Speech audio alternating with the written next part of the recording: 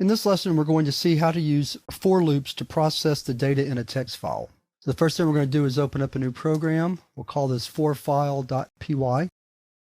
And let's start off by refreshing our memory on how we process files using a while loop from the last chapter. So the first thing we do is open a file.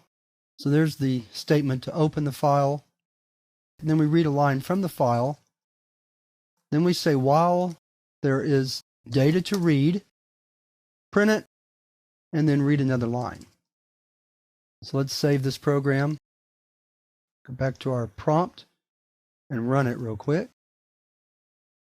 Notice that when we print the line, it also prints a line feed, because remember when we wrote the data to the file, we had to write the line feed. And the print command adds its own line feed automatically. Before I show you how to process data with a for loop, let me show you another little trick you can use.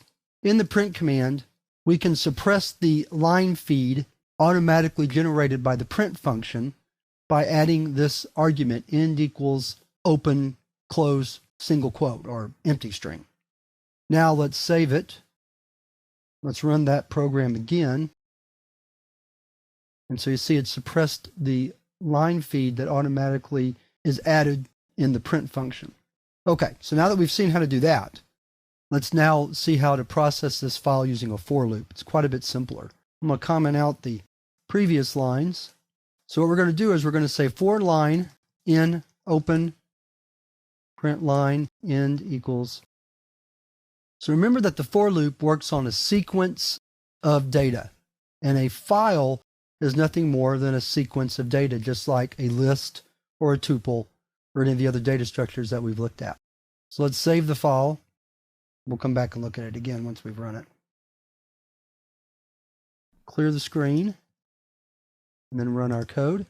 And so you see we get the same result, but in quite a few less lines. It took 1, 2, 3, 4, 5 lines to run the first program using a while loop, and in a for loop it only takes 2 lines and quite a bit less processing power.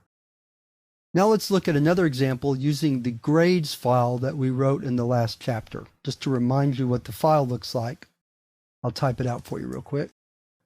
So we have 5 grades, and we're going to compute the average of those grades using a for loop.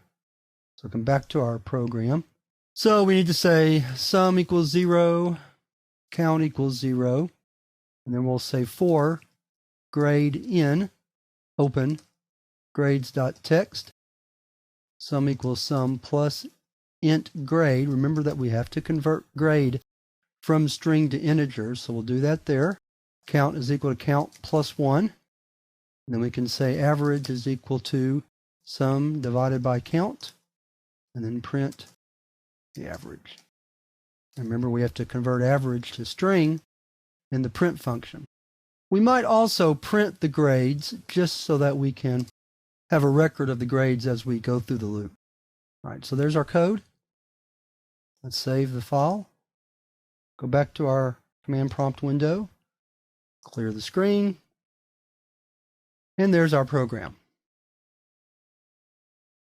So to review, a for loop can be used to process a text file in a much shorter manner than using a while loop, as evidenced by the examples that I've shown you here. So we've seen 2 examples where we've shown that we can eliminate at least 3 or 4 lines of code by using a for loop to process a text file rather than a while loop.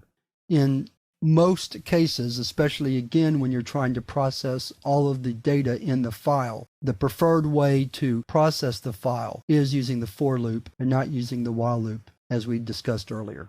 So that wraps up this lesson on processing files with for loops, and we're ready to move on to the first exercise for the chapter.